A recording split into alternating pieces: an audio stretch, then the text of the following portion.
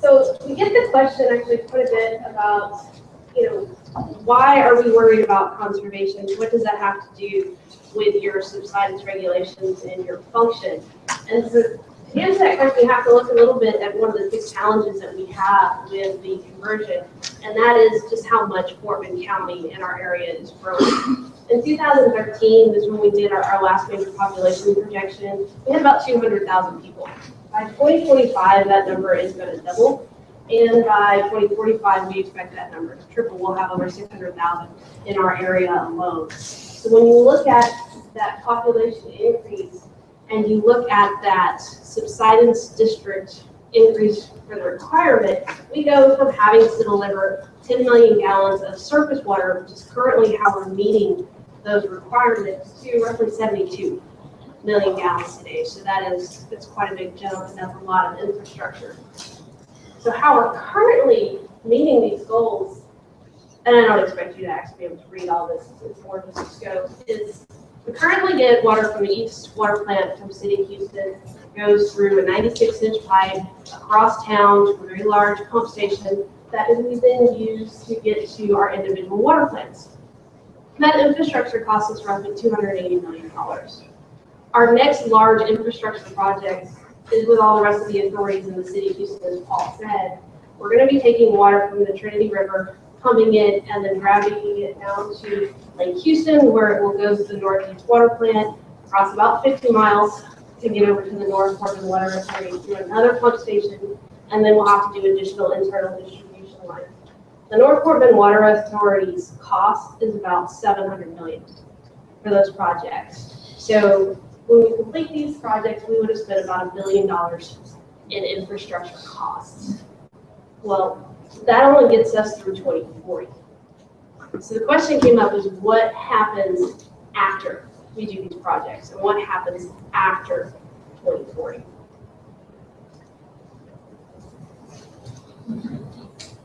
Doesn't like me either.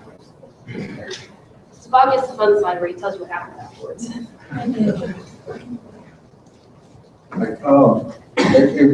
Before I start, I gotta say one thing. Since there's somebody indicated there's some Aggies in the room, and my niece did go to A&M. She went to A&M 4 years, and then she went to UT for 4 years to get her doctorate of pharmacology. And when she got her degree from UT, she actually framed it in maroon, which I told her completely nullifies it. But that's what Aggies are. There's something about Aggies. But this right here, I want to talk about. First, I want to talk about vegetables. Conservation is like eating vegetables. We all know that it's the right thing to do. We all say we're going to do it. But when it comes down to it, our plates don't always look like those plates that the FDA puts out, where we have this little sliver of meat and then lots of vegetables on our plate. At least mine doesn't. But we at North Fort Bend Water Authority decided we are going to eat our vegetables. And if you look at the slide up here, that the blue is the money basically that we've already spent or that we've committed. The left, let me top down. This little piece over here, that's the $280 million that we've already spent. This piece here is the rest of the $1 billion. And the green up on top is the vegetables. We would have to spend, and I'm going to call it $500 million. There's a legal disclaimer here. The official position of our authority is it's $400 million because that's what Lindsay can come up with. But whenever, as a taxpayer, when I hear government entities say $400 million over 40 years, I hear $500 million because there's cost overruns and no telling where costs are going to be in 40 years. But we're looking at needing to spend that $400 million if we're going to be, prudent and have water for our children and grandchildren. And most governmental entities would just take the easy course and spend that money. I mean, that would be the easiest thing in the world for us to do, is just put that into place and slip it right through. We decided as a board to make the hard decision and tack conservation instead. Let's get maybe the next slide. This is kind of our slogan. If we can save 15% of our per capita water usage, we don't have to spend that $400 million. We can save $400 million. It's really, for us, it's all in. And I don't express anything else on behalf of our authority today. It's like we've traded all our draft choices to win the Super Bowl this year. I mean, we're all in on this project. Now, is there a fail-safe if we fail? Yes. We have benchmarks, and Lindsay can tell you about those if you want to hear them. But if we don't meet our benchmarks, in about 10 years, we can start spending money to spending the $400 million and moving ahead. But for us, it's we want to save this 15% because it's the right thing to do. We're going to eat our vegetables. Can you get the next slide? Okay, we've got our entity is complex. We're a wholesaler, not a retailer.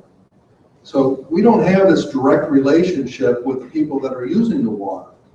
We're having to work through 69 months and 2 cities to get to the people that we need. And along with those 69 months comes a bevy of attorneys and engineers and operators. So it becomes, our biggest challenge becomes communication. I think communication is probably the biggest challenge of conservation anyways. How do we get the message to people? How do we get people to understand if we use less water, we can save money? The other thing about us is that we have, besides being a wholesaler, we have no bureaucracy. Basically, we're a bunch of volunteers and consultants. Paul, who introduced us with the North Harris County, they have some bureaucracy. They have a building, they have a structure, and they have some permanent employees, but we don't. And so that's an extra challenge for us to act. Maybe get the next one. So anyway, so what we've had to do is develop a strategy to reach each of our constituents, and we're doing this a couple of ways. One way is we've hired a lady named Janice, who's somewhere in the room over that way. Janice is going to be traveling to each of our 69 mudboards to have some relationship with them and to talk to them. We brought Lindsay and Shayna in the back on. They're working full-time towards conservation because we're all in. And we've had to develop some strategies to reach the residents directly, even though we don't have that relationship with them. We provide bill inserts to the MUDs, and the MUDs then can pass those on. We do a quarterly newsletter that we send directly to residents so that we can put our message in front of them. And the big thing we've done is we've developed Larry. And Larry is the guy who is going to reach people for us. And she might go to the next one. Yeah. Larry is a talking sprinkler. And we developed him as part of a media plan. And Larry is on TV. He's on Garden Line on Saturday mornings. He's in our print ads. Almost everything we're doing is in Larry. In fact, some of Larry's gear is in the back of the room. There's some water bottles and some bags, and there's one back there for each of you if you care to take one with you today. So you can take Larry home with you. We don't want to just keep Larry for ourselves, though. We also want to share him. And if there's others in the room here today, they're from the city of Houston or the other authorities, I'd invite you to use Larry. You can talk to Lindsay or Shana or Janice, and they will tell you, how we can do this. But we can't afford, our media budget can't afford to penetrate the whole Houston area. We've done a little bit on cable locally, but if you want to extend Larry's reach, that message will also reach some of our people, and it strengthens it. I'm going to mention in the Dallas area, there's a similar campaign called the Lawn Whisperer. And some of you are nodding your heads, you're familiar with that. The Lawn Whisperer is this guy who gets down on the lawn and he puts his ear to the ground, and he can hear the grass talk, and the grass tells him, when it's had too much water or not enough. And that program has been adopted by many of the different entities in the Dallas area. And so he's been so much in the media that he's become a figure. If he goes to a Cowboy game, people want autographs. They recognize, hey, it's the Lawn Whisperer.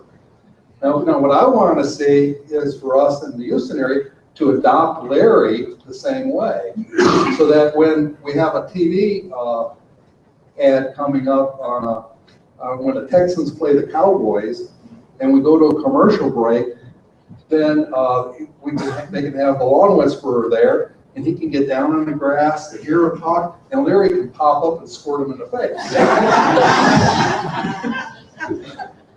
Lindsay can't believe I told that.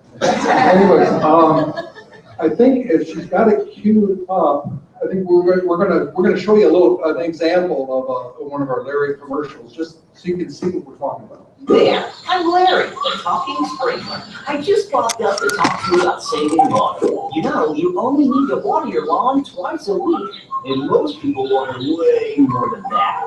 If you give me and my friends a few days off, you'll save a lot of water. And no, don't do that. Gross. I'm out of here. Listen to your sprinkler. Visit talkingsprinkler.com. Okay, that commercial is available to you if you'd like to show it. And you notice we don't have our logo on there anywhere. So we've made Larry generic enough that it could be used by others in the area. Another way that we're reaching people is through a conservation committee. We've called together residents, primarily members of different mud boards. We've all come together to talk about how can we move ahead to conserve. How can we save this 15%? And it's kind of through the conservation committee, we discovered one thing, and that's, we'd all like to be a parent and say, eat your vegetables. And we started to take that approach. We started to say, let's make everybody eat their vegetables. Let's force this. And there's at least one person in the room, Doug, looking at him, that's probably disappointed in us that we didn't do that. But when we started the process, we got some pushback, and we knew the pushback because we were talking to people through a committee and talking to our residents, and we were told pushing it, forcing it on people is not going to work. It's not going to be the way to do it. We need to come up with a plan of reward. So we put together instead a reward program where the utility districts that participate will get a lower water bill than the rest. They're going to save 10 cents on their usage for the following year.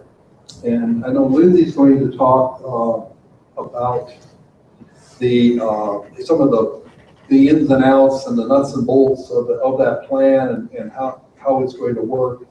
But we've had great success. We're just rolling it out. We've had half the MUDs have stepped forward and said, count us in. We want to save money next year. And then the other half, when their residents get their newsletters and hear how other people are paying less for their water, they're all going to wish that they had. So I'm going to turn it over to Lindsay. First, I did want to just thank everybody that was a part of that conservation committee. We had 25 people sign up for it and worked very hard. We met almost monthly for a year, and it was really through them that our toolbox came out. I'm going to describe the toolbox a little bit. Basically, the way it works is we came up with 9 conservation initiatives. These 9 conservation initiatives are completely voluntary. If a MUD or an HOA signs up for one of the initiatives and they successfully implement that program this year, then they get a number of points. If they get 7 points, then they will get a 10-cent discount from our rate next year. Which I know 10 cents doesn't sound like a lot, but we did look at some of the districts in our area, and it could be anywhere from a $10,000 to a $30,000 difference on their annual bill by giving them this 10 cents. But by making it voluntary, it goes back to what Bob says, they don't have to do it. But if they do, we're going to reward them. We also did this such that the authority wasn't doing everything, but the MUDs weren't doing everything either. So each initiative has basically a different level of participation from the MUDs and from the authority. Another thing that we've done as part of this program is, for fellow nerds in the room, is we're asking if you participate that you provide us with data. And that is very important because we all know water conservation programs is very difficult to try to quantify if they're successful or not. So with each program, we're asking them to feed us back data so that we can try to determine if these programs are successful. That's going to take us several years to do it, but we need that initial data for them to be able to, and we're hoping through this program we're going to start getting more of that. And I'll give you some examples as I go through the 9 initiatives. I'm not going to go through these in great detail just because I don't want to take up too much time, but I'm just going to touch on each one. The first one is the resident irrigation system evaluation. That is basically the Wise Guy program. If for everyone that's familiar, it provides a free residential irrigation evaluation to a resident. The MUD actually put a little twist onto this one. Not only will the resident get a free irrigation system evaluation, they will also get a $15 check if they have the evaluation done. All they have to do is sign up. Once the evaluation is complete, we then mail them a $15 check. This is a program we actually started a couple of years ago, and it is amazing what people will do for $15. The very first year that we put out that incentive, the number of Wise Guys evaluations increased 200% just by advertising this incentive program. This program is worth 2 points. Their goal is they have to get 2% of their residential connections to sign up for an evaluation. The next one is kind of a follow-up to the Wise Guys, and that is an irrigation system upgrade. So if they have a Wise Guys done, and then they go actually repair their irrigation system. Oh, I forgot about our water fountain. That's my favorite slide that Doug gave me because I feel actually kind of bad that these evaluations are, getting rid of some people's fountains in their yards and then play things for the kids. But on to the next one. So if you get an evaluation done and then you have your system upgraded, you are subject to a $200 rebate, or you can be eligible for a $200 rebate. We also created basically just a list of approved repairs, and that is also eligible for a certain amount of rebates. This is something that the MUD finances completely themselves. And so because of that, they get a little more points. They get 3 points for this program. Their goal is to give out $600 worth of rebates. The next program we have is the high water user notification. This is very popular throughout a lot of entities. It's basically every month they let either their top percentage or they create a threshold for the resident, like 30,000 gallons a month. If you go over that, you'll get a letter saying, hey, did you know you're a high water user notification? If they're also involved in Wise Guys, the letter says, hey, you're a high water user, you may want to have this Wise Guys program done. The type of data we're asking for this is a good example of data, is they are supposed to provide to us the number of bills or number of letters they send out each month and that total water consumption for those high water users. So if they're doing like the percentage base, we want to see if that percentage goes down, if that monthly water use that creates that percentage goes down. If they're doing a threshold amount, we want to see if the number of letters they're having to send out goes down. So is this being effective in that way? And this is worth 2 points. The only thing they have to do is send out the notices. Conservation information is by far our easiest. And that basically it says if we put out a conservation message, either through a bill insert or just a statement you can put on the bill, maybe through our website, you agree to forward that on to your residents. This is something the authority is completely doing. We're creating all the messages and all the advertising, and we're giving it to the MUD to put out, so it's only worth 1 point. The next one is the HOA and golf course irrigation system evaluations. This is where a homeowner association will get their irrigation system evaluated, their whole irrigation system evaluated. The evaluations would have to include things like, do you have broken heads? Do you have the right type of heads? Do you, should you be using drip or should you sprays? Do you have your controller set correctly? Which is always a big one. Is there a better controller that you should use? It is a full-on comprehensive evaluation of that homeowner association's irrigation system. We focus a lot on homeowner associations just because most of our development are mass communities with large HOAs, and we just know that they're wasting a lot of water. Basically, they don't know any better. So this evaluation is supposed to help educate them. The authority would pay for 5 of these each year. They are literally drawn out of a hat. They let us know if they wanted us to fund them. We put them in a hat, and we drew out 5 at random that we were going to fund. So that is why there is a difference in points. If we fund them, they get a lower amount of points. If they went and did it on their own and funded themselves, then they get the higher amount of points. We also created a minimum scope for these evaluations, and they have to be an approved vendor by us for that evaluation to count, because we wanted to make sure people who were doing it knew what they were doing. We had to also create, to go to the next slide, because there are so many homeowner associations / MUD scenarios, like is the MUD providing water, does the homeowner association have their own well, who's funding it. We basically had to create a flow diagram that would help you understand who would get the points and how many points they were. The next one is a very similar program, and that is a homeowner association water budget. It kind of goes back to what I just said. A lot of homeowner associations are using a lot of water basically because they just don't know any better. I mean, do they truly understand how much water they need to be using? And so this is supposed to help them determine that. They will get a monthly water budget for their irrigation system.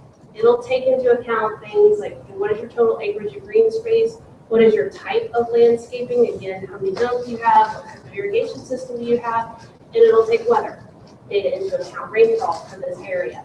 And it'll create, like I said, this monthly water budget is basically a guide, and this is how much water you should be using so that they can understand if they're using too much or not. This is again one of those, the authority was paying for 10 of these. We were also going to do the hat trick for this one as well, but we actually had 10 people ask for it, so pretty much if you asked for it, you got it. But the number of points is very similar to evaluation where it's lower. If we do it, it's higher. If you fund it yourselves, and we had to have that same fund flow diagram we had before. So not only evaluations of the water budgets, there is a historical component to those because we understand you're not going to do those every year. So like, let's say you're a homeowner association and you had that type of evaluation done last year. As long as you are making the recommended repairs or within that evaluation, we will still give you those points for it because again, we know it's a lot. You have to budget, you can't do everything in 1 year. They are not required to make the repairs of these evaluations or these budgets this year, but if you keep getting the points in the following year, then they'll have to start implementing in the following years. The next one, surprisingly, was one of our most popular initiatives. I really didn't think that was going to happen with this, but this is the effective water rates. The majority of our MUDs have tiered water rates. The question is are they effective to promote water conservation? We have, one of our MUDs has a 10-cent difference between their rates. So this is asking that the MUDs look at their historical data to determine if their blocks make sense. Based on your usage, is there a huge difference between winter versus summer? Is there a group in your district that is using a lot higher water than maybe another group? And should that be one of your blocks? It makes you go back and rethink what's happening in your system and what is going to promote water conservation in your system. And is there a big enough difference in cost to, again, promote that water conservation? So we gave them 2 guidelines. I got asked quite a bit, well, couldn't you just tell us what those blocks should be or what those differences should be? No, I wouldn't even try. Please don't ask me. I'm not going to tell you. Because every system is different. no two systems have the same type of development, have the same type of water use, have the same revenue requirements. So there really isn't this is what you should do. But there are some guidelines out there. We suggested the AWWA in one chapter report that they see.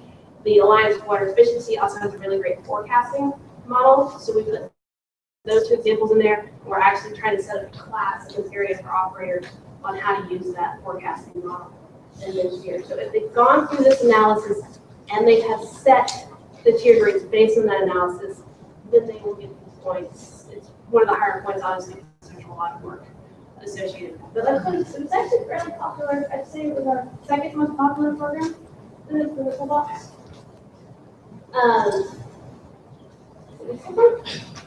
We did rain barrels. On the other side of being surprised, this was one of our least popular programs. The Conservation Committee really liked this one because while rain barrels don't actually save a lot of water because you're going to get water when it's raining, you just need water anyway, they're very PR. You know, people will get them and make them think about water conservation. They're going to be happy to put it in their yard and say, hey, I'm doing something. So this is something we're really excited about.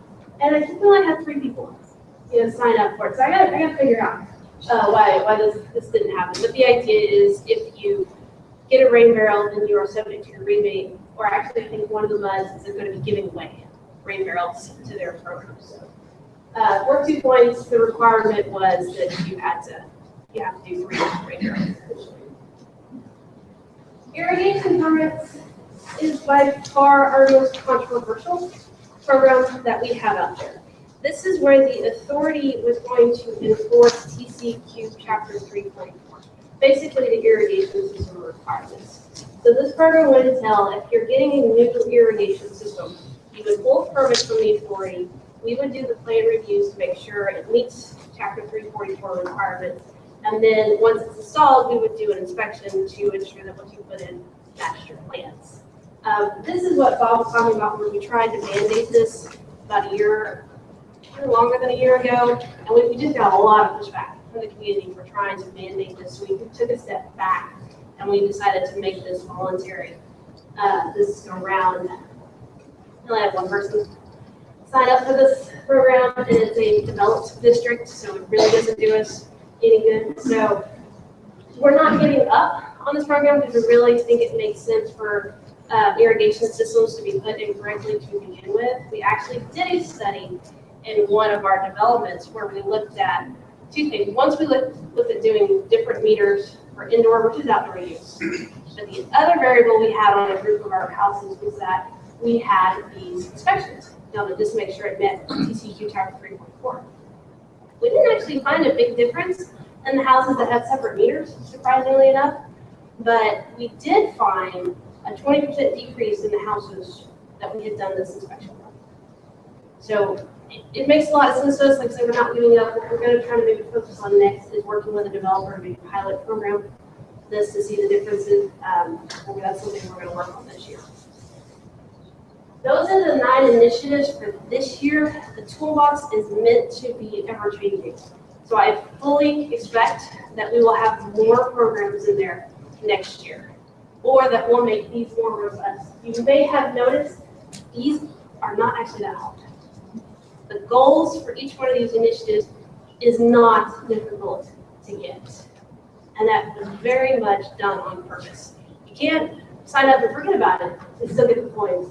But it would take a minimal effort for you to be able to get these points. And we wanted to do that because we wanted people to succeed this work. We wanted people to start thinking about it. We wanted them to see that little bit of success. They could grow it in the future. And I would say we wanted to get our hook in them with 10-cent decrease so that they wanted to continue to get it every year. So I fully expect it'll become more robust. And in the future, probably will become more difficult to get the points. But right now, we just want people to sign up and get started. The next one, this is just a summary of our overall point matrix. It goes to the point I was just making. You have to get 7 points.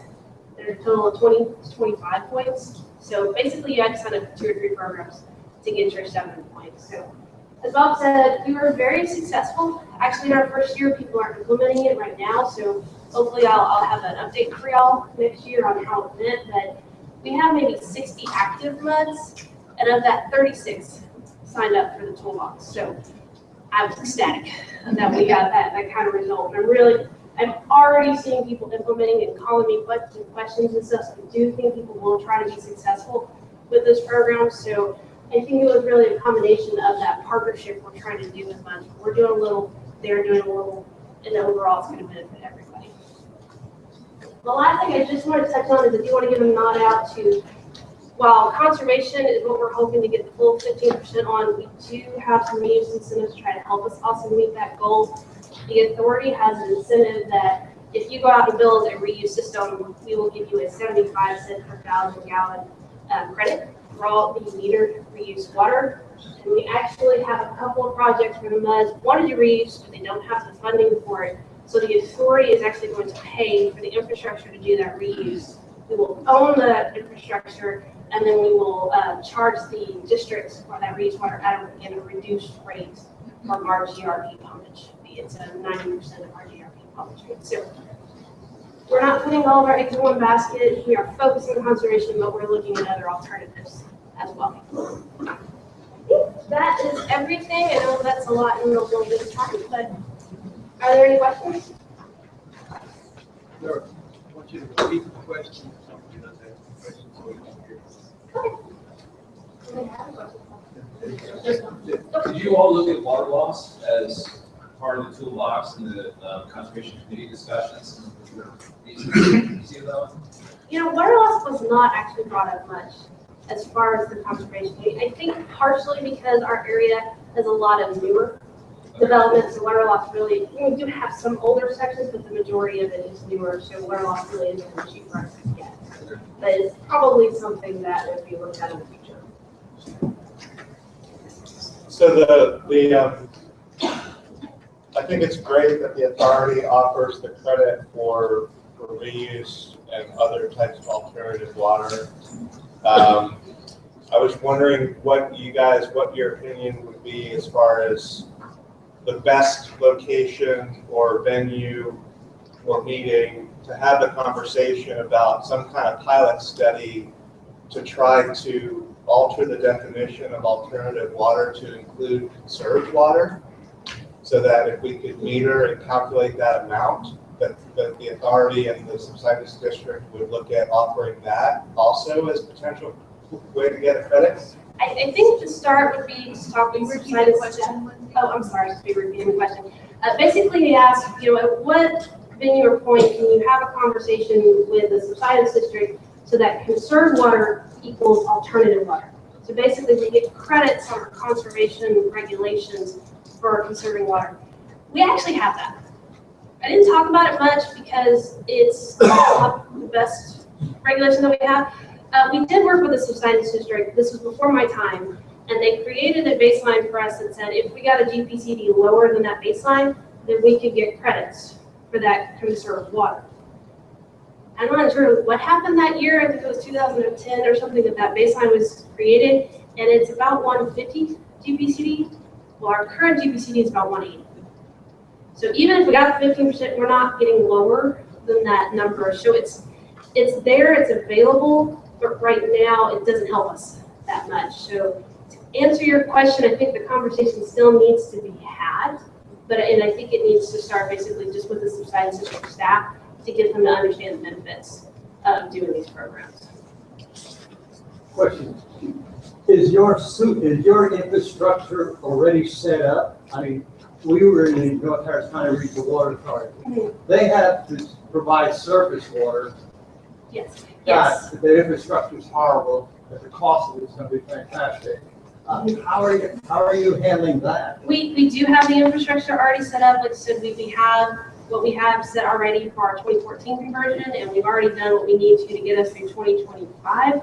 So we do already have that infrastructure and fixed costs. The idea behind the conservation is to avoid the infrastructure that we would need after 2040. Where are you getting your surface water From the city of Houston. Same place. Same place. Yeah. We basically put in about 50 miles of pipe, roughly 50 miles of pipe, delivering water from the city of Houston to the various MUDs, to the well sites. And then once at the well site, then they use it instead of the groundwater or or do some form of blending. Where do you all get your funds? Since then, we do it through GRP, pumpage rates and surface water fees. Because that's a tremendous undertaking that you do. Just the trying to keep up the big. Yeah, Yes. and you point out something, we have no taxing authority. So 100% of all the cost of the water that we deliver has to come from what we charge for the water. So our water is expensive Well, that's the same with and, that. and going up. Yeah, we're very similar to the Okay. North Garrison in that aspect. And it is, Shayna loves spreadsheets and data and logistics, just trying to keep up with the toolbox right now. But again, it's going to be worth it if we can avoid that next large infrastructure project. Thank you. Thank you.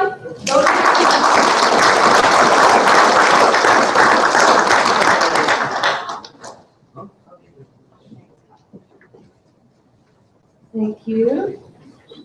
We have one more presenter before lunch.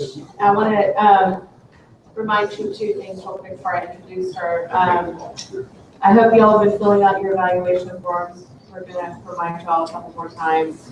So please fill these out as we go and leave them, even if you have to leave early or something, which you won't do because there's great door prizes at the end. But make sure and please fill these out for us. We love your feedback for next year. The Sierra Club and the Living Waters Project are, we are near completion on a publication called Facts About Texas Water. This is the final draft.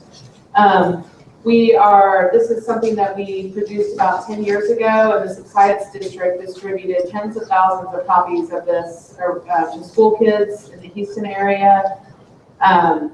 We have updated this, and we're going to republish it, and we're printing a limited run, but about 10,000 copies. So we will provide these to utilities on first come, first served basis.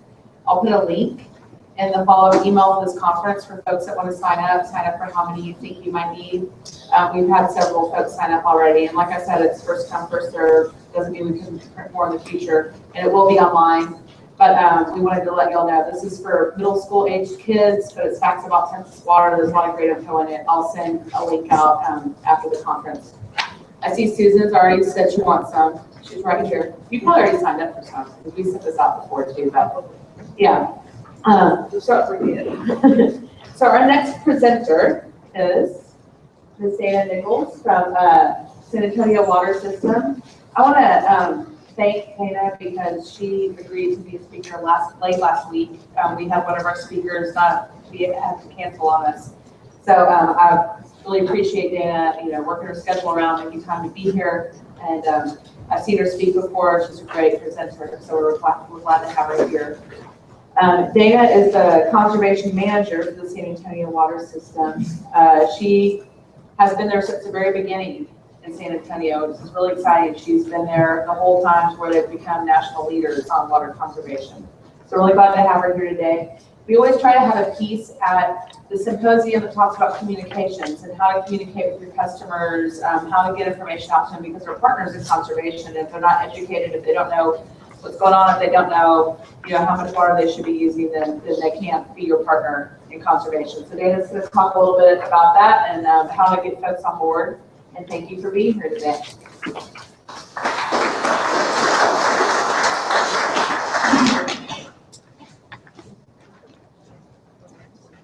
Okay, we're gonna.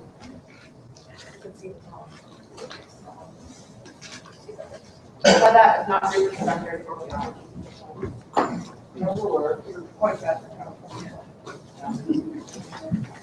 Okay, thank you. So I'm also the pre-lunch speaker, so I know my primary job is to get us to lunch on time. So we'll be working on that project too as I go through this. So I'm going to go ahead and just jump in and get started. Okay, well, let's see if we jump in. We do. Okay, we have launch. So talking about conservation, we've been talking about conservation all day today, and I'm thrilled. In San Antonio, I'm not going to go through the whole rigmarole, but basically I have, frankly, the Sierra Club to thank for my wonderful career that I've had in conservation, because in 1991, the Sierra Club filed an endangered species lawsuit with U.S. Fish and Wildlife for some endangered species that hang out in the springs that are also sourced with our primary source of water, the Evans Aquifer. And so we needed to get on board and start doing something quick. And so the first thing that we did, and that we identified as a water source, and so for us, conservation has been a water source since the very beginning, was conservation. You can do it very quickly, although it keeps going and going and going. So for us, conservation, we consider it continuous improvement.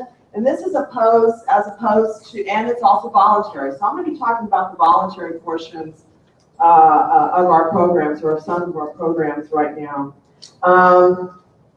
And like all good water geeks, we have several data charts to come up. And so what I'm going to do is show you some data charts, and they're kind of, and show how we're making some changes in our approach and what we're focusing on in water conservation now. Again, we've been doing it for 20 years, so we've been doing it a long time.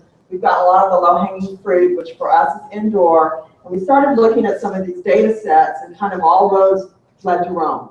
And so I'm going to show you some of the different data sets that we looked at. SAWS is, we both produce our own water and we are retailers. So we have our own customers that we bill individually directly. Right now we have about 530,000 customers that serve about 1.6 million people. We also on our side have the wastewater side, but right now we're going to look at this little chart here. This is 2007 in San Antonio. And in San Antonio, 2007 was actually a very, very wet year. Now by this time, we'd already in San Antonio had drought restrictions here and there through the years. We'd be in drought restrictions for a few months out of the year, what have you. And in 2007, it rained like crazy. It rained all summer in particular. And this was our water use here, our pumping, our SAWS pumping. We say pumping because, again, most of our water is groundwater, and so we're pumping it out of the ground right here. This line here is actually a composite of some previous to that dry year uses. So this is this nice flat line that, by the way, production people love. We'll talk a little bit more about that. So we do water. We also, unlike a lot of, I guess, utilities that I didn't realize for years, we also do wastewater. So we give out all the water to the people, and then we take the water after they've used it and treat it in San Antonio. We have one of the largest recycled water programs. Now this is not my slide. This is from our water recycling. Our water recycling. They call it water recycling centers now. They don't call it wastewater treatment plants, but it's the exact same thing. So this is January 1991 through January 2013. And this is the wastewater production at our plants. You can see the spikes. Well, the spikes are rain. That's rain. That's rain infiltration. We all know that's bad. But when you have 6,000 miles of pipe, you know, you do what you do. You do what you can do. But we're working on that hard right now. Thank you, EPA. So we're doing that over here. But you can see that it's flat, right? This is flat. Now, Peter talked about, when did we come in with, right about here, right? 1992, he came in with where you had to have, you can only sell low flow toilets, and then up here in 2013, now it's high efficiency toilets in Texas.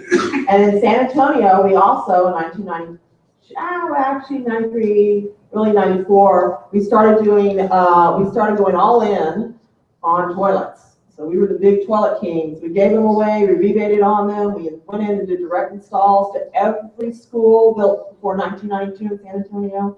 We went into hotels, we gave out about 350,000 toilets in one way, shape, or form by about January 2013. Now at the same time, of course, San Antonio grew. So we had increased population, but boy, so here's another road that kind of led to Rome. It was kind of like, we're not doing much more indoor. And oh, by the way, we also, as a community, invested in a very large water recycling system, direct water purple pipe system, which is now, since 2008, or really before, if you come to the San Antonio Riverwalk and have a nice dinner, talk to me about which restaurant to go to first, but if you have a nice dinner and you look over at that water, our water recycling center guys like to tell you that went through someone's toilet 2 days ago. All of the base flow for the San Antonio River is coming from recycled water right now, because otherwise it was coming from those springs, and the San Antonio springs has been dry pretty much continuously for a very, very long time. Because of drawdowns, because of people. But it's picky. Okay, so we had 2007, wet, flat on the water delivery side. We have, that was one road. We have the 20 years of wastewater discharges that are flat. That's indoor. That's another one. This is 2011, and 2011 was a rough year for San Antonio. I think it was finally rough for the rest of the state too.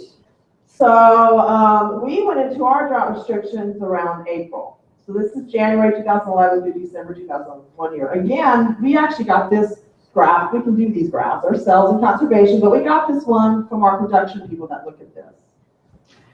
And so this was April 2011. We went into drought restrictions somewhere around here. You can see these big dips. San Antonio, when you're in drought restrictions, you have mandatory 1 day a week watering by address, 0, 1, 2, 3, blah, blah, blah, and no one waters on the weekends unless you have a handheld hose. And these are the weekends. We did this every year, year after year. We were in drought restrictions for 4 years.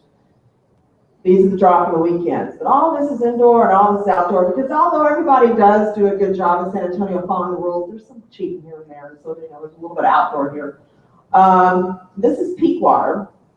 So not only is it water for conservation, it's kind of guiding us along the road to looking at outdoor water use and starting to double down on outdoor, getting a hold of outdoor water use.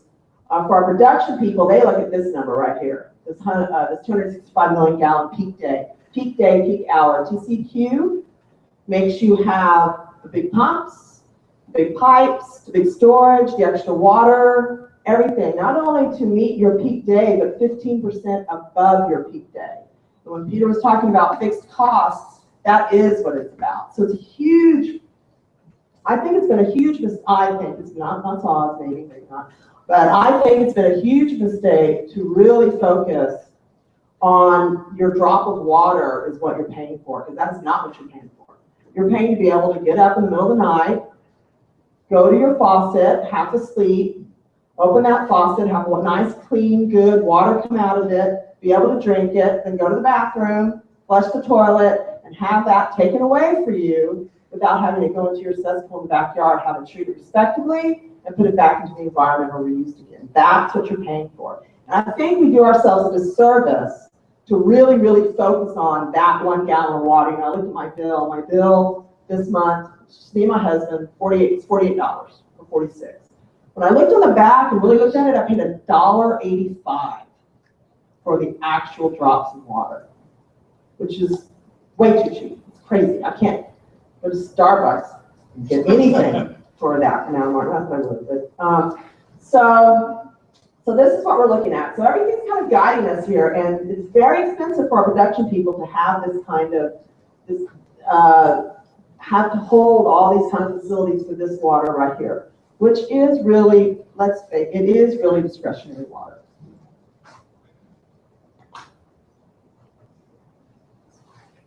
So finally, all roads lead to where's the water? Well, it's here for us right now in San Antonio, and it's not here anymore. And any of the water is here again, we're using it for recycled water. So we get to use this again, whereas this is purely consumptive. You never get it back if you're using it on your landscape. So in San Antonio, this is how people are using water based on our climate. They're using it through irrigation systems. About 30% of the homes in San Antonio have irrigation systems. We think most of them know. And of those irrigation systems, people that have irrigation systems, here's another road.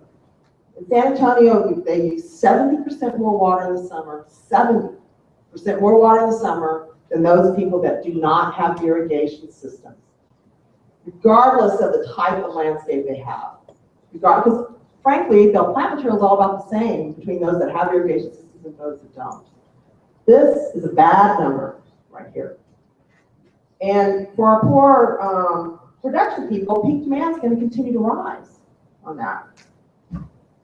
we don't make any changes. Let's see. So this is where we want to go in San Antonio. We don't want to stop beautiful landscapes. In fact, we want to have more beautiful landscapes. And I don't know where you want to be in the middle of a hot Texas summer. I want to be here. I don't want to be over here, even if these things are on. It's like spraying and messing up your glasses. And look, this guy's irrigating and the lawn doesn't even look that good, right? It's just blah. So this is where we're going, and this is what we're doing with the with a lot of our programs. I want to talk about this one. This is like my favorite slide. I show this slide all the time. This is January 2011. By April, we were hot and dry, and then this goes to March 2012. But what this is water use by the age of the home in San Antonio. And so if you look up here, another road that leads to Rome, the outdoor Rome, not the indoor Rome.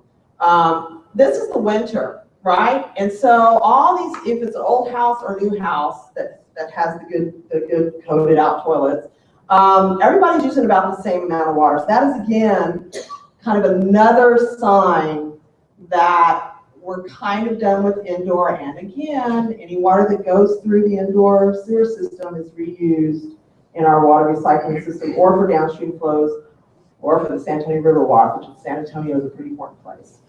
Now, this red here is the highest. Those homes were built in the 1990s, and in San Antonio, late 80s, early 90s, kind of was the rise of the gated community. So everybody started having gated communities, and in San Antonio, land was still fairly cheap, so the lots were large too. And people started putting in irrigation systems, and the irrigation systems were okay, but they weren't that good. And people started using them, and they got them. And we have very old homes in San Antonio, just like you do here in Houston. And some of them do have irrigation systems, but for the most part, almost everybody in these gated communities have irrigation systems. Now in the 2000s, in the mid-2000s, these are these two lines here. Well, the land started to become more expensive, so the lots were smaller, the houses were bigger, there was less property to irrigate, but all of a sudden, I mean, every house at almost any price point that went in started having an irrigation system put in it. So instead of irrigation systems being like swimming pools, where you kind of make a decision, some people have swimming pools, there's nothing wrong with that. You make a very specific decision. That's what people used to do with irrigation systems. They made a decision. Now, all of a sudden, builders are putting them in because anybody with a pulse, could get a mortgage in the mid-2000s. The houses were blowing and going, and everybody had an irrigation system, and they became more like water heaters, where you almost, what? My house doesn't have irrigation. Even though you may have never lived in a house with an irrigation system, you didn't grow up with an irrigation system, your parents didn't have it, whatever, everybody suddenly had irrigation systems, which makes it very, very easy to water. Yeah. So in February the 12th, like your 2005 to 2010 homes just like shoot up above everything, even though they weren't before? They do, and I haven't really looked in detail at what that little anomaly is. Yeah, I haven't, and I keep noticing that too. It drives me, but I think it's I don't know what that little anomaly. Maybe actually it could maybe be something in our data set. I'm not sure. I'll have to look. Maybe Karen knows.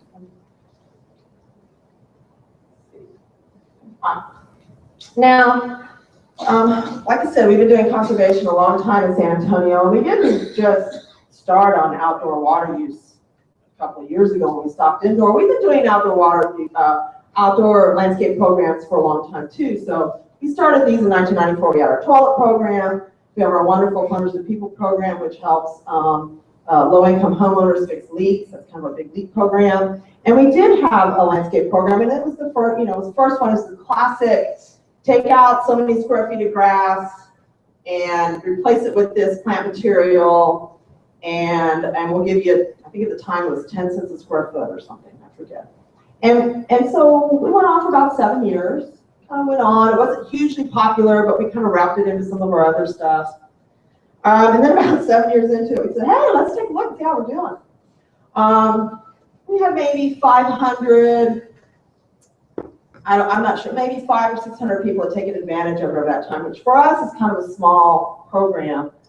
But we thought we'd go ahead and look. So here's what we found. we found that about 25% of the people that took advantage of the program saved a bunch of water. And about 50% of the people in the program didn't use any more, didn't use any less. It was just steady state. They used about the same. And about 25% of the people used more water. And they used so much more water that they washed out the savings of all the people that saved water.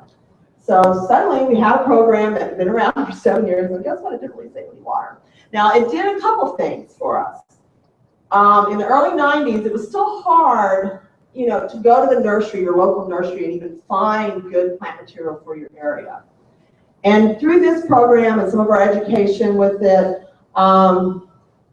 we found that the nurseries did start carrying more appropriate and a wider selection of plants for people that look good in landscape. And we really do see that as a win for this program. So we declare victory on that, on this program. As we looked at all the data, what we did was we decided to go out and send out a questionnaire. And it was kind of like the census. It was a pretty detailed questionnaire.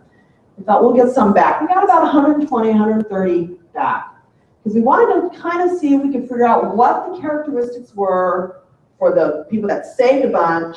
We kind of ignored. We didn't ask the middle group that didn't do anything, didn't make any movement. Well, the ones that saved a lot and the ones that used so much more water, what did they do that was different? What was the defining characteristics? Well, no surprise nowadays, but savers had no irrigation systems. I'm calling them wasters. They didn't do it on purpose. It's just kind of an easy, quick way to say it. They had irrigation systems. The savers, they kind of did design build, right? They did it themselves. They would do it yourselfers. The wasters used professional landscape architects and had it professionally installed. We love our landscape architects, but they had them, they did it, they didn't do anything with it. They just hired someone and they came and did it for them. The savers, and actually this is very highly correlated, the savers owned the home longer. They were in that home for years and years and years. Some of them been in it for 20 years. That means they know their landscape. They've gotten to know their landscape. Whereas the wasters owned it for less time. In other words, the homes. We had homes that flipped maybe 4 or 5 times in 7 years of the program. So we have these new homeowners coming in. They don't know if they got an irrigation system, they got this landscape, they don't know anything about it, they didn't have anything to do with it. They're using a lot of water. There was less turf, both overall and as a percentage in the yard. And kind of the big takeaway is the savers spent more time, personal time investment, learning a little bit about their landscape and less dollars. And the wasters actually spent more money in their landscape, but spent less time in their landscape. Didn't know their landscape, didn't know anything about it, didn't worry about it. So we had that program, and we actually had a few iterations of that program in between then and now. We changed it immediately when we found out that it wasn't saving any water, and we did a little better with the next round and the next round. We did a little better on water savings, but it was pretty time consuming. So we've decided to now move on. And so what we've got here are our primary programs for residential. We have a whole suite of commercial stuff, but I'm just talking about residential today because we're going to get out on time for lunch. So we have our water saver irrigation checkup here. That's our cornerstone. And Karen, guys, at the end of the day, is going to talk a lot about that, and it's a great program. So you're going to have to wait on that one. We have the irrigation rebate where we pay cash, we pay money to either make upgrades to your irrigation, or what we like even better is when you take it out completely. And it could be as much, although we haven't had one. Our average for taking it out completely is $2,500 is what we will pay someone to get rid of their irrigation system. That's the average right now. And it's a cash check. Landscape coupon, patioscape coupon, very, very popular. Patioscape, we've actually done something a little bit different with it. So I think it's going to get more to our target audience, which are these wasters, right? The high water users. Landscape coupon, very popular. This is a turf removal, irrigation removal, if you have irrigation. So it's in 200 square foot increments. We have one going on right now. They're limited, just like a coupon. You know, you got your start date, your end date. It's not an ever-ending program, but we bring it back every year so people can kind of plan about it. Now Peter said just ignore the people. Yeah. on the landscape coupon, how did you determine the 1st of June through the end of July slot for that particular program?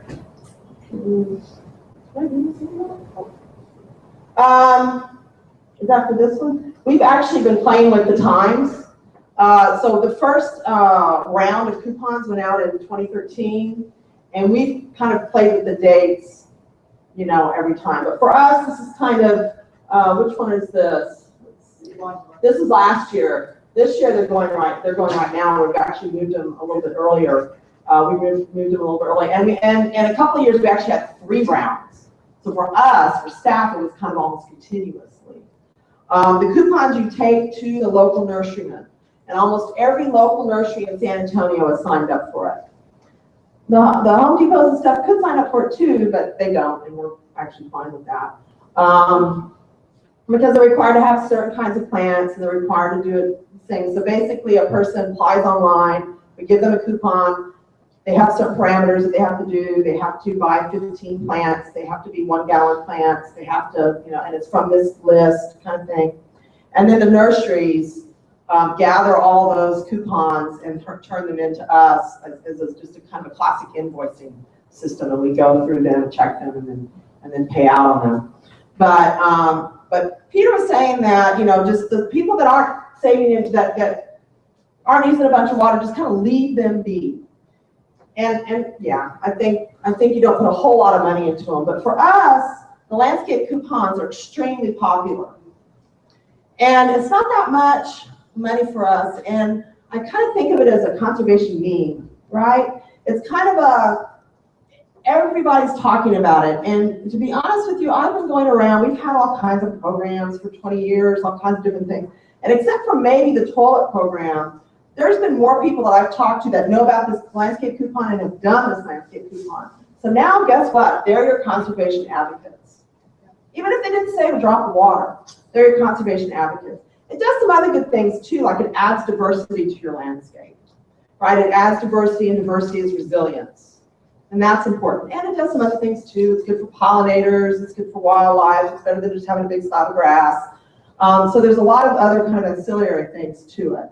And someday those people might move into a house where they have to have an irrigation system or it already came with it or whatever. And now they kind of know what to do. We also have this Garden Style Excellence Program. And that is in part, and actually this is just a little baby program right now. We're just starting it. But it's kind of, think of it as the yard of the month, only anybody can do it that has a really great looking landscape. And part of this is to show that we are not looking for a yard full of rock. We don't need to do that here. Las Vegas, fine, but because it's a different kind of desert. But in San Antonio, definitely in Houston, you don't need to do that to have a great, to have a water saver landscape, to have a xeriscape. No reason at all. So these are kind of designs, and we're structuring the program where it's not, because what we will do is have people call and say, I don't use any water outdoors. And they don't. It's Bermuda with your whatever kind of little forbs and things that grow in it, and you mow it, and it's fine. And they're right, you don't. But that's not what we're going for this. We're going for this to use as examples for those people that use a lot of water. People that use a lot of water basically have very high property values. And so we want them to make sure that they understand what we're talking about when we're saying water saver landscapes.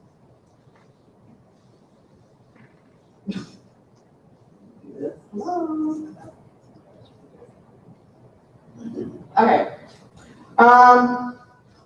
So how are we getting to these people that have high landscapes, irrigation, high property values? Well, the trick with outdoor, and the reason why it's a little harder than indoor, is on indoor you can kind of make, let's just focus on toilets and make that one decision. You got to make that decision to change out that old toilet for a new toilet. Easier now because the youngest old toilet is 24 years old, so chances are it's breaking anyway. And then everybody does about the same thing, right? Biology is biology. No matter how much money you make or where you live, you're going to go to the bathroom about the same number of times a day. You're going to flush that toilet about the same number of times a day. With outdoor, it's different. And gardening is hard. Landscaping is hard. It's hard physically and or on your pocketbook if you're hiring someone to do it. And it kind of, if you're not someone that's really into gardening, you don't know all those plants, it's kind of a source of, you feel kind of stupid maybe because you don't know what that plant is. So you don't even know what to ask for. So a lot of our activities right now is to get people to at least a little bit be gardeners, kind of get everybody to be kind of mini master gardeners would be our ultimate goal. Of course, that's not going to happen. People don't have time for all that or interest, but we're working towards that.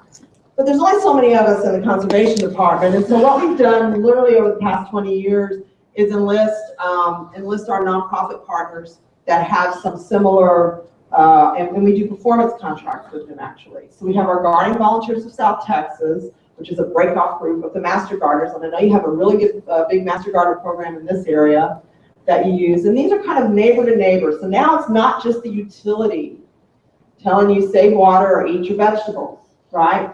It's not the utility, it's your neighbor saying, oh man, I made this great stir-fry vegetable thing, and I really think you should try it because it's fabulous last night. Here, let me share the recipe with you.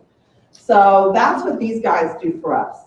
We reach maybe 20,000 people one-on-one. We do have a pretty large conservation department. We need more people, so don't get me wrong. We don't have too many people, but we reach about 20,000 people maybe directly. With our partners, we get to reach one-on-one an extra 100,000 a year. So now you start making some inroads. About a year and a half ago, we started our gardenstylesa.com website. I'll talk a little bit more about, and it's reinforcing these messages.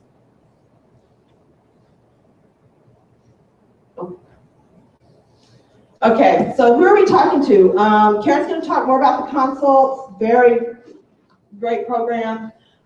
Generally, it's a top 20% property value. Actually, probably a little higher property value, really. They're often empty nesters. People think, oh, it's all about the number of people in the home. It is not. It is absolutely not. San Antonio, we have a very wide sparsity between income in San Antonio. It's actually in the news recently. And those people that are low income are not using any water, and they have many more people in the household. Sometimes 6, 7, 8 people in the household. And they're not even getting near the amount of water use as a high income empty nester does. And we have people on the ground going out to their houses, and we know that there's 2 adults in that household.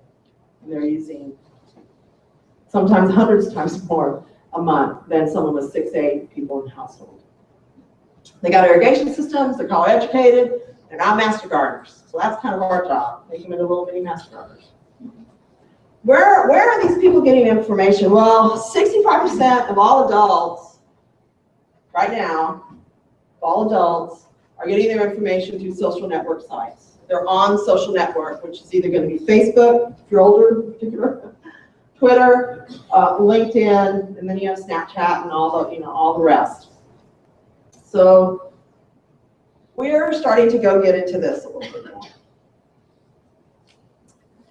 And again, I can't stress enough how on the residential level, property value tracks water use. The higher the property value is, the higher the water use is. We did analysis on this in 1992 at SAWS, and it has remained the same. It has never changed.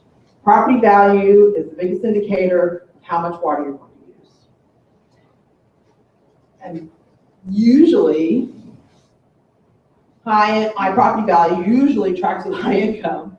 Not always, but usually. And the higher your income is, the more likely you are to get your information through social media. And it's social. So before, and for the last 20 years, we've worked with master gardeners, we've done one-on-one, and we get pretty far, but we can only go so far. And this social media, it's social. And so it's almost kind of like a one-on-one, only you can do it a little bit more efficiently and faster. So we're going to start educating where the people are, and that is on social media. So right now what we have is we have our gardenstylesa.com, which is our gardening website. We have Facebook. It's a SAWS Facebook feed, but they post a lot of content because we have a lot of gardening content. So Garden Style is our basis for gardening content. We have a weekly newsletter that comes out from that.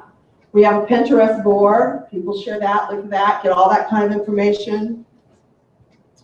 We do tweets, we are on Twitter, of course, that's a SAWS-wide thing, and then we have Periscope, which is a live feed from Twitter, but you don't have to have a Twitter account to see it. And we just started my SAWS Garden Scope live every Thursday at 10:30 a.m. And we have one of our staff there talking about landscapes, and you can actually on your phone go in and type in and ask questions. It's completely live.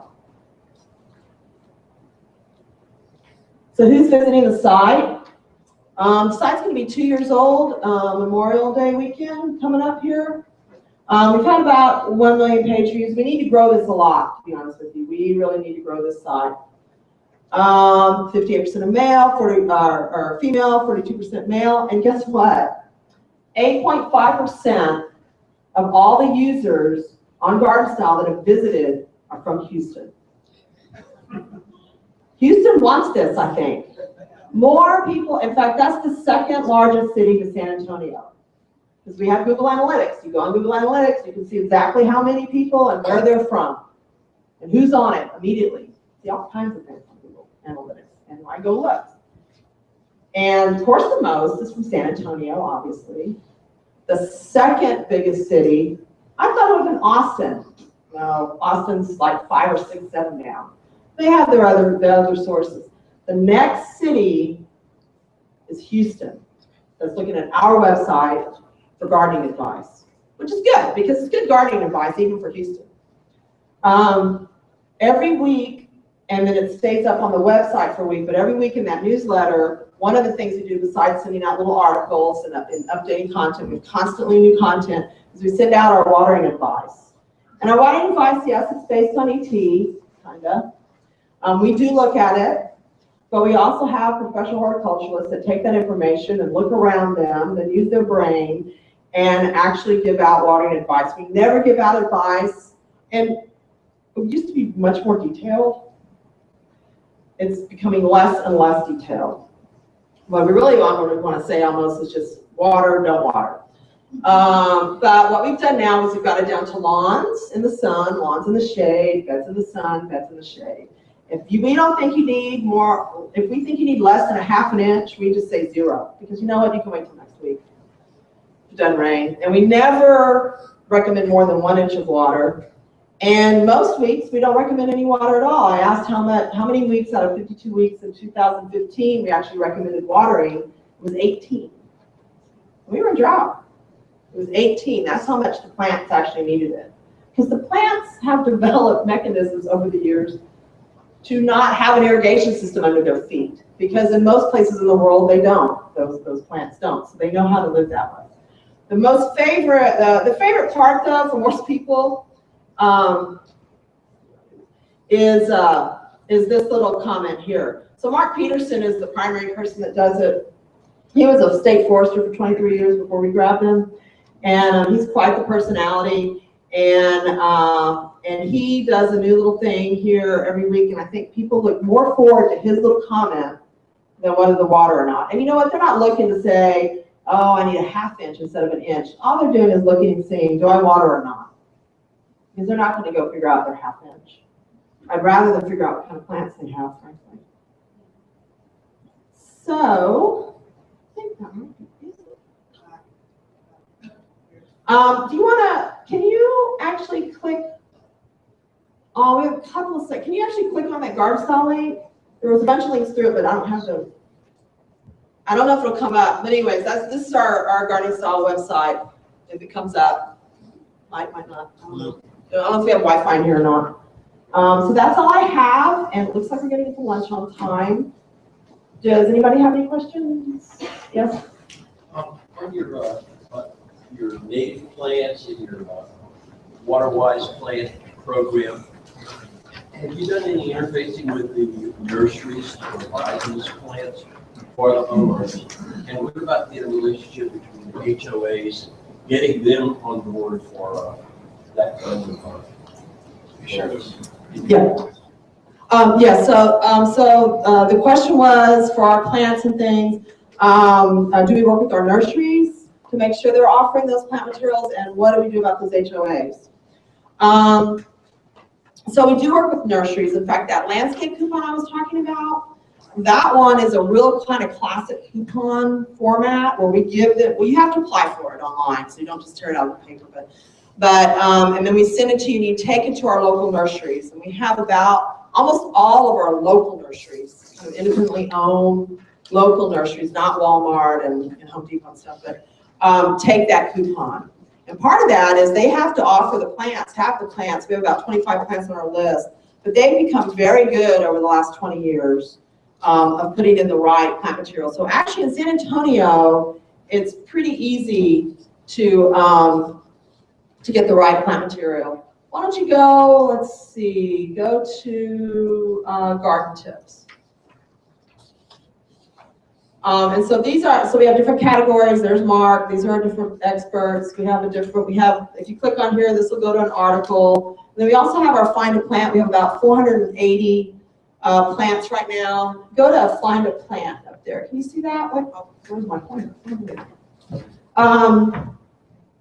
With the HOAs, we're actually, and then if you click on, you can do advanced search, but if you click on Perfect Plants for Pollinators, we also can kind of gather them together for you. And if you see, the site is very, very photo heavy, right? It's, instead of food porn, it's garden porn. And so that's what we want. We want people to come and look. And so we have information about all the different plants. These just happen to come up. If you click on one of these plants, it'll have additional information, more detailed information about that plant. So there's a whole lot of information there. We have designs. We have an Explore More, so it comes up with this, and it'll come up with similar ones. With the HOAs, you know, we were in drought restrictions off and on, and we were in drought restrictions for 4 years. And in that time, just because you had a big HOA thing you were watering, you still only got 1 day a week to water everything. I don't care how big your HOA was, unless you came and did a very big plan with us. And part of that was making sure your irrigation system was spot on. And most HOAs haven't put a dime in their irrigation system since 1986. And so they had a real hard time doing that. And so they kind of understood, and we have programs for them, and we actually work with them. And to be honest with you, we have a good relationship with them. We have homeowners call us every once in a while going, this HOA won't let me do this, that, and the other. When we call the HOA, it's like, well, no, they just didn't turn their plan in on time. HOAs seem to be very, very picky, at least in San Antonio. They really want you to come to them, right? And so we find that people come to them. The other thing that HOAs are doing, because they also don't know what a water saver landscape looks like. They know what a mowed slab of grass looks like and edged. They know that means that it's being kept up. They don't know about the other. And so they're using, actually allowing people to use their landscape designs that we have on here, and allowing homeowners to say, oh, well, I got this design from Saws. Is this okay? And they usually go, oh, yeah, okay. You know, anything to make it easy. Yes, got about 4 minutes. The people that you go to at the HOAs, how informed are they? You know what? The ones we work with early on, the early adapters, there's usually like one person on that board that's really informed, and they're the driver. And they like really want to do something. They're either a gardener on their own, or they've heard about it, or they're just interested, or they just have an environmental bent to them maybe, or they're paying the water bill. And they want to save water for their common area that they're in charge of. And then we also go out, and we have for years, to talk to the HOAs and to the property management companies. The big, you know, a lot of HOAs have property management companies, and they run those. And if you haven't talked to the property management people, I would definitely go there. We actually get great responses from them. Most part, they want to do the right thing, and they get it, they understand it. But they're hired by the HOA board, and so they're, you know, doing what they're supposed to be doing. In San Antonio, on the books, there's an ordinance that says you can't make people water the grass. Can't make them water it. So no letters like your grass is brown, you have to water it. You can't make them have an irrigation system anymore. And you have to let them have a water saver landscape if you want. There's even state legislation to that effect. But a lot of homeowners just kind of don't want to deal with the fight, you know, even if they think they're going to win. So we work a lot with HOAs and do that. And Karen's probably going to talk about some neighborhood sweeps that we do. That's a pretty interesting, and it's got really good results for us too. Okay, we have 3 minutes. Yeah. How many people are in your conservation department? How many? Not enough, I knew that was coming, but how many warm bodies do you have? not including officers. 18? 18. Thank you. Yes. As of this year, there have been tax exemptions for rainwater harvesting in the state of Texas. Are there tax exemptions for doing a landscape such as this that you know of? No. And interestingly, everybody needs to start getting together and talking to their electeds at the national level. Because what we've found out this year is that when we're giving out those big rebates, that we also have to give them a W-9 form to fill out for people that are getting the rebates, because they have to declare it as income. They don't have to do it for energy rebates. So once again, the water people don't get it, even though the energy people do. So that is something that really, really needs to be worked on. Seems like it could be a good bipartisan bill. I don't know. No one wants to pay taxes. Okay, we are out of time. So thank you very much and have a good lunch. Let me